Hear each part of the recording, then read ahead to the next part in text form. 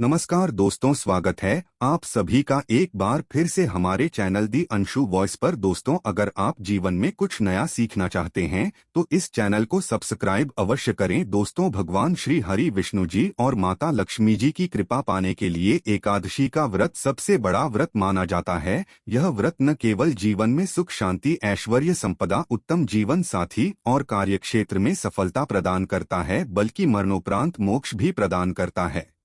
हर एकादशी व्रत का एक अलग और खास महत्व होता है। दोस्तों, आज की इस वीडियो में हम आपको बताएंगे गौमाता से संबंधित एक उपाय जिससे आपको मिल सकता है कभी ना समाप्त होने वाला धन प्राप्त करने का वरदान। अगर हिंदू धर्म की माने तो ऐसी मान्यता है कि अगर गौमाता की सेवा निस्वार्थ भाव से की जाए तो घर में मां लक्ष्मी जी का वास होता है। वैसे तो युगों से चला आ रहा है कि गाय को हम कुछ ना कुछ जरूर खिलाते हैं। गाय को सनातन धर्म में माता लक्ष्मी जी का स्वरूप भी माना गया है और कहा जाता है कि गाय की सेवा करने से घर परिवार सुखी और संपन्न रहता है। जिन घर में गाय की सेवा निस्वार्थ भाव से होती है उस घर में लक्ष्मी जी की कृपा हमेशा बनी रहती है, और जिस घर में गाय की सेवा नहीं होती है वहां पर अचानक से किसी भी प्रकार के विभिन्न बाधाएं आती रहती है। वैसे तो कुछ लोग शहरों में भी रहते हैं तो वहां पर गाय पालना संभव ही नहीं है, लेकिन गाय को वहां पर भी रोटी अवश्य खिलाई जाती है।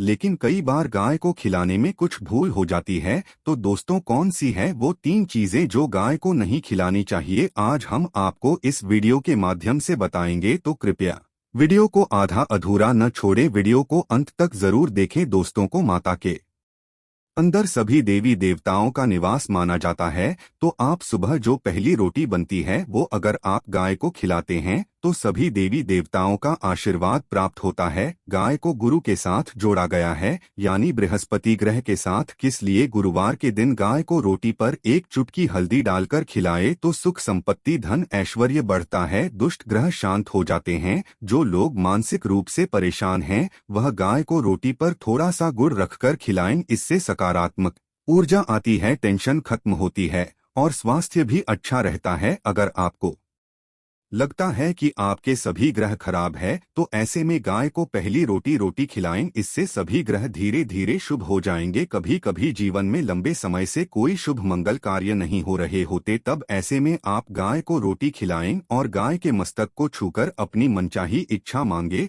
और प्रणाम करें। पैर छुए तो आपकी मन्नत जरूर पूरी होगी। तो ये था गाय को आप क्या खिलाएंगे उसके बारे में, लेकिन गाय को क्या नहीं खिलाना चाहिए अब हम जान लेते हैं। गाय को रोटी तो हर कोई खिलाता है, अब यह रोटी बासी बिल्कुल भी नहीं होनी चाहिए, यानी कि एक दिन पहले की जो रोटी बनी रहती है और आप दूसरे दिन सुबह सुबह खिला देते हैं वो नहीं खिलानी चाहिए। कई बार आप रोटी बना लेते हैं और उस दिन गाय मिलती नहीं तो रोटी रखी रह जाती है, फिर वो अगले दिन गाय को खिलाने से गाय का अपमान माना जाता है, वो रोटी बासी कहलाती है। इसलिए गाय को एक दिन पहले की बची हुई रोटी कभी नहीं खिलानी चाहिए। सड़ी गली चीजें खराब चीजें गाय को मत खिलाइए, इससे घर में परेशानी आती है। और अगर आप ऐसा करते हैं तो अपनी आदत को बदलिए, क्योंकि इससे घर में तकलीफ आती है। गाय को हरा चारा तो हर कोई खिलाता है, हरा चारा खिलाते समय एक बात का विशेष ध्यान रखें, गाय को सबसे ज्यादा पीपल का पत्ता लोग खिलाते हैं, पर पीपल का पत्ता आप खुद से तोड़कर मत खिलाइए। दूसरी बात, आप घर में सब्जी लाते हैं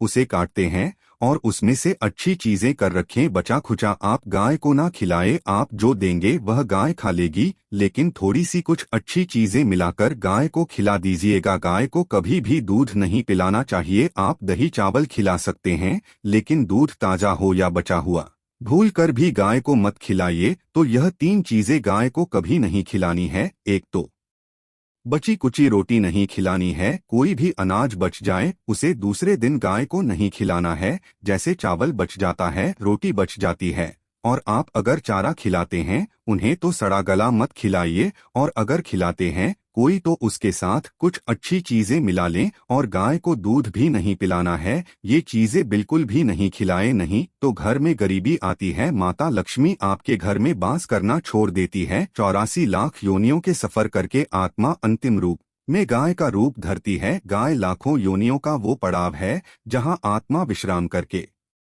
आगे की यात्रा शुरू करती है। दोस्तों, गाय का कोई अपशगुन नहीं होता है। जिसे भू-भाग पर मकान बनाना हो वहां पर अगर आप 15 दिन के लिए गाय और बछड़ा बांध देते हैं तो वह जगह पवित्र हो जाती है। अगर आप कहीं जा रहे हैं और वो माता आपका मार्ग रोक दें तो यह बहुत ही शुभ माना जाता है। गाय और बछड़े का दर्शन एक साथ आपको हो जाए तो आपकी सफलता का प्रतीक माना जाता है। अगर आपके घर के आसपास गौमाता घूमती रहती है तो इसका मतलब है कि आपके घर से काफी सारे संकट अपने आप ही दूर होने वाले हैं और सुख समृद्धि के दरवाजे खुलने वाले है। गांव के समीप आप अगर जाते हैं तो संक्रामक रोग, सर्दी, खांसी, जुकाम आदि का अपने आप ही बिना दवाइयों के भी नाश हो जाता है। अगर आपको गाय अचानक से पूंछ मार देती है तो यह बहुत ही शुभ संकेत माना गया है और काली चितकबरी गाय का ऐसा करना तो और भी ज्यादा शुभ माना गया है। पंचगव्य जो होते हैं वो कई रोगों में लाभदायक है। पंचगव्य क्या क्या हुए? गाय का दूध, दही, घी, मूत्र और गोबर और इन सभी को शरीर की रोग निरोधक क्षमता को बढ़ाकर रोगों को दूर करने वाला माना गया है। ऐसा कोई रोग नहीं है जिसका इलाज पंचगव्य से नहीं किया जा सकता।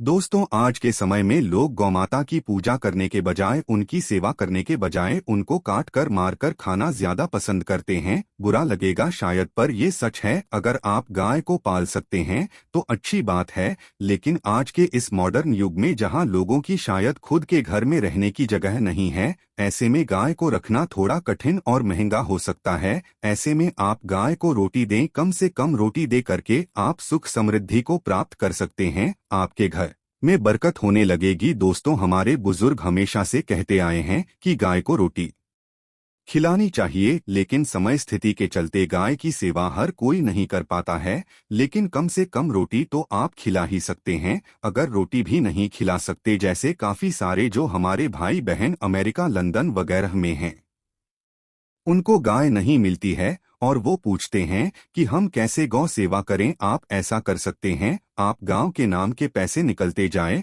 और फिर आप चाहे तो कभी इंडिया आए तो आप गौशाला में दान दें, या फिर आप चाहे तो वहीं पर किसी गरीब को गांव के नाम की रोटियां खिलाएं। किसी भी अनाथ आश्रम में चले जाएं, किसी वृद्धाश्रम में चले जाएं, किसी भी दूसरे सफेद पशु को आप भोजन कराएं। यह हमारे देश में कई जगह देखा गया है और कई लोगों का प्रश्न आता है कि हम झूठी रोटी गाय को देते हैं, क्या ये सही है या गलत? हम झूठा खाना, बचा हुआ खाना गाय को खिलाते हैं, यानी जो बच जाता है वह गाय के हवाले कर दिया जाता है। दोस्तों, इससे जुड़ी एक पौराणिक कथा है तो आपको बता दे। रामायण काल में गौमाता को एक श्राप मिला था, उसी की वजह से आज उनके साथ ऐसा हो रहा है और उसी शराब की वजह से गौमाता में देवी देवताओं का वास होने के बाद भी उनको झूठा खाना पड़ता है। यहाँ तक कि पॉलीथीन भी खाते हैं। हालांकि ये किसी भी लिहाज से सही नहीं है। आपको बता दें, वाल्मीकि रामायण में माता सीता द्वारा पिंडदान देकर दशरथ की आत्मा को मोक्ष मिलने का संदर्भ आता है।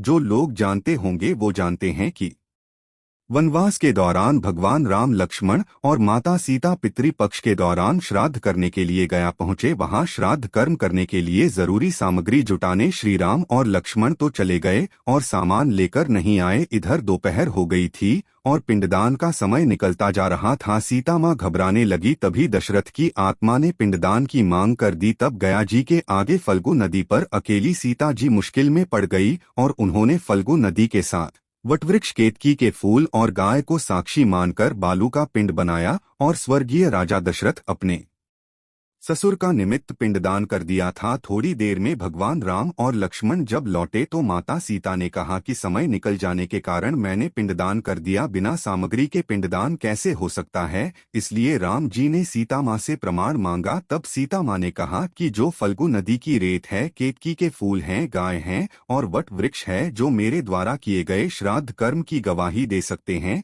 कितनी में फल्गु नदी, गाय और केतकी के फूल? इस बात को मुंह करके उन्होंने कहा कि सीता माँ झूठ बोल रही है, सिर्फ वटवृक्ष ने सही बात कही। तब सीता जी ने राजा दशरथ का ध्यान करते हुए उनसे ही गवाही देने की प्रार्थना की। दशरथ जी ने सीता माँ की प्रार्थना को स्वीकार करके घोषणा की कि ऐन वक्त पर सीता ने मेरा पिंड दान कर दिया। इस पर श्रीराम आश्वस्त हुए, लेकिन तीनों गवाहों द्वारा झूठ बोलने पर सीता जी उनसे क्रोधित हो गई और उन्हें श्राप दिया। फल्गु नदी से कहा कि जहाँ तेरा नाम सिर्फ नदी रहेगा, लेकिन में पानी कभी नहीं रहेगा। दोस्तों, इस कारण आप भी जानते होंगे फल्गु नदी आज भी गया में सूखी ही रहती है। गाय को श्राप दिया कि तू पूजनीय होकर भी लोगों का झूठा खाएगी, और केतकी के फूल को श्राप दिया कि तुझे पूजा में कभी नहीं चढ़ाया जाएगा। वट वृक्ष को सीता माँ ने आशीर्वाद दिया कि उसे लंबी आयु की प्राप्ति होगी और दूसरों को हमेशा छाया प्रदान करेगा, तथा पतिव्रता स्त्री तेरह स्मरण करके अपने पति की दीर्घायु की कामना करेंगी। और यही कारण है कि गाय को आज भी जूठा खाना पड़ता है कि के फूल को पूजा से निषिद्ध बताया गया है। फल्गु नदी के तट पर जल नहीं है, सीता कुंड में पानी के अभाव में सिर्फ बालू रेत में दान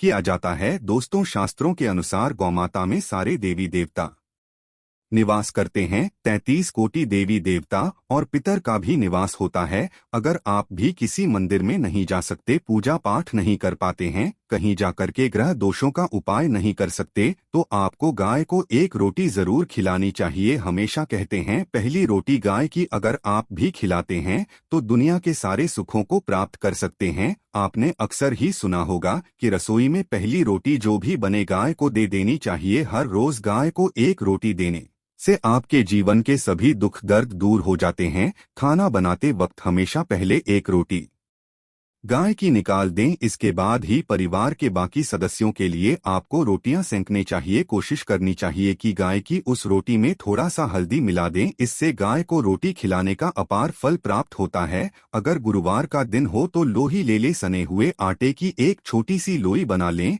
और उसमें हल्दी मिलाकर गाय को खिला दें। इससे आपके जीवन में शुभता आती है, वैभव आता है, धन संपत्ति का वास होता है। आप जो भी हासिल करना चाहते हैं जिंदगी में, तो आप देखेंगे कि तुरंत आपको मिनटों में वह हासिल हो जाता है। इसी तरह से आपको नमक का एक उपाय बताते हैं। नमक क्या है? नमक के बिना तो हर स्वाद अधूरा है, और साथ ही साथ अगर नमक न हो तो जीवन स्वाधीन हो जाता है। जितना हम खाने में नमक को इम्पोर्टेंट मानते हैं, उतना ही ज्योतिष में नमक को इम्पोर्टेंट ही माना जाता है, और इसे 10 की वस्तु माना गया है। किसी का नमक खाने का अर्थ क्या होता है? उसका कर्जदार होना। आपने सुना ही होगा, नमक का कर्ज अदा करना है। इसलिए अगर आप जीवन को सुगम बनाना चाहते हैं, सरल बनाना चाहते हैं, तो नमक का एक आसान सा प्रयोग आपको आज हम बताएंगे। आप देखिए कि कितने आपको पॉजिटिव परिणाम मिलते हैं, और इतना आसान है कि इसके लिए आपको अतिरिक्त मशक्कत करने की कोई जरूरत भी नहीं है। सिर्फ आपको अपने घर में बनी सबसे पहली रोटी लेनी है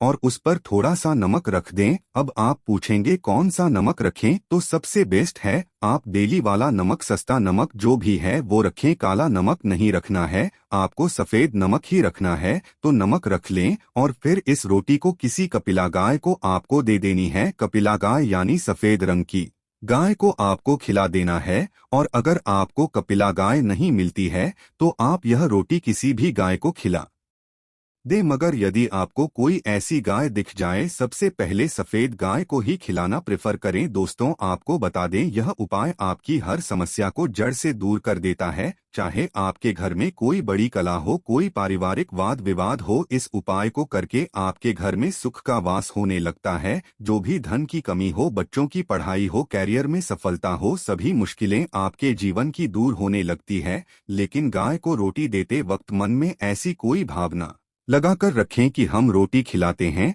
या फिर हम बहुत बड़े दानी हैं, अन्यथा इस स्थिति में पुण्यफल की प्राप्ति होना संशय वाली स्थिति देता है। गाय को रोटी खिलाने से नियम से बरकत के अलावा आप देखेंगे धन संपत्ति में दिनों दिन बढ़ोतरी होने लगती है और आपके घर के ग्रह दोषों से आपको मुक्ति मिलती है। अगर आपके भी घर में धन की कमी है तो आपको ये उपाय जरूर करना चाहिए। किसी भी दिन करे, अगर सावन का पवित्र महीना है तो हर दिन शुभ है। आप जिस दिन चाहे उस दिन से कर सकते हैं और आप देखेंगे इस उपाय को करने से आपके घर से धन की कमी बिल्कुल झट से दूर हो जाती है। तो ये उपाय आप जरूर कर लीजिए। आज के लिए बस इतना ही। तो दोस्तों, आपको यह जानकारी कैसी लगी हमें कमेंट में अवश्य बताएं। वीडियो को लाइक करें और अपने दोस्तों के साथ भी शेयर करें। मित्रों, आज के लिए इतना ही। मिलते हैं अगली वीडियो में।